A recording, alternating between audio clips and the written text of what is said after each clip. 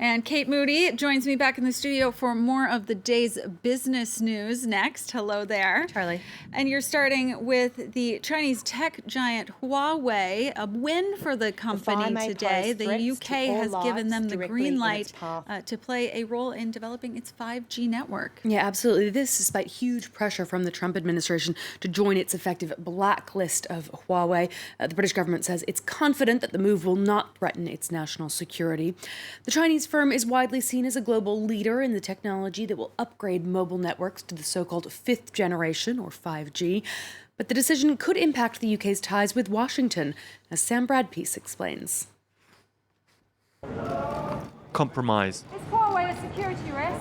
The UK government has said it would allow Huawei to help develop 5G infrastructure in the country, but that its involvement would be limited to 35% of the market share. The company will not be allowed to supply sensitive core parts of the network and is banned from operating at nuclear and military facilities. It is, of course, essential that these new networks are secure and resilient. That is why the government has undertaken a comprehensive review of the supply arrangements for 5G and full fibre networks. We would never take decisions that threaten our national security. The government's decision was aimed at keeping the US and China happy. Trade deals with both countries will be essential for the UK post-Brexit. The US said it was disappointed at today's decision.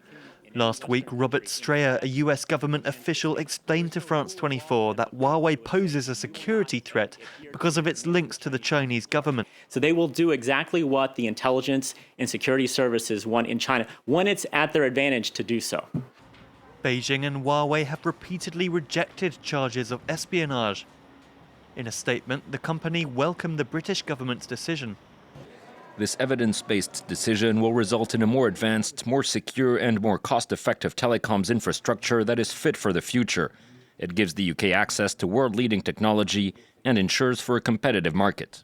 While Nokia and Ericsson are also involved in the development of the UK's 5G network, the telecoms industry had warned that banning Huawei outright would have cost the country billions of dollars and delayed the rollout of 5G.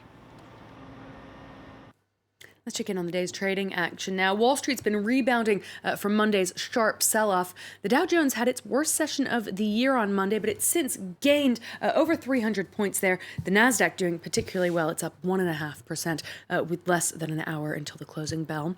Earlier, the major European indices rose as well, gains of about 1% across the board there.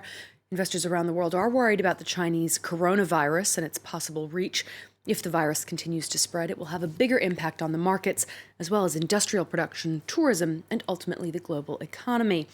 The managing director of the International Monetary Fund has been speaking about that threat to France 24's Mark Perlman. It continues in a way that is unabated for some time. We will see impact. Even if it is stopped tomorrow, there has already been a short-term negative impact on the tourism industry, also on manufacturing when factories had to stop production for a while.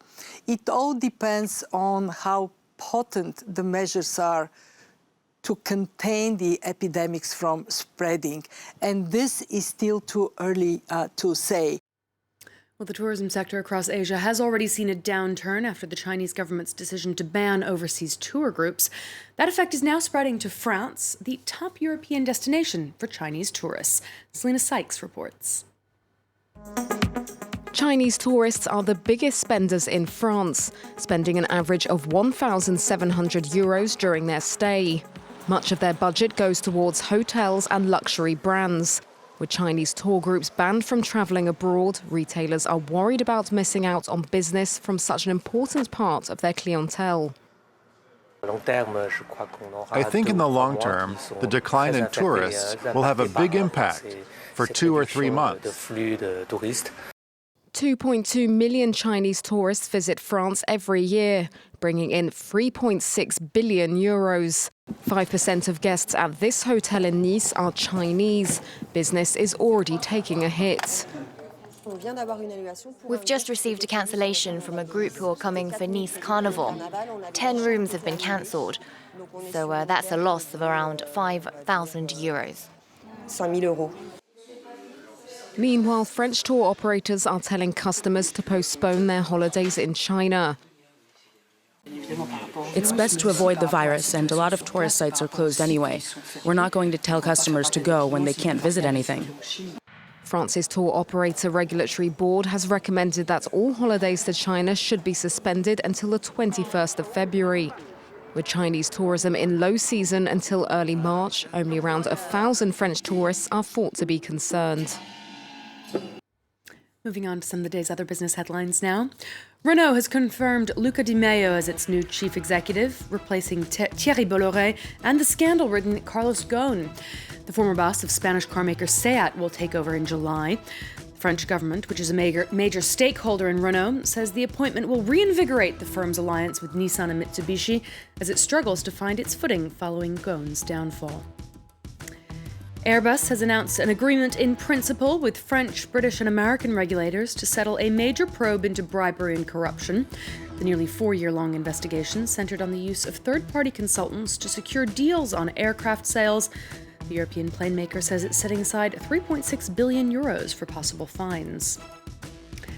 And Facebook is rolling out a new tool which will allow users to see and delete the data that's collected by third parties and used for targeted advertising. It's part of a broader effort to improve privacy practices at the social network. Separately, a U.S. government database showed a sharp jump in the number of possible security flaws in WhatsApp, a messaging app that's owned by Facebook.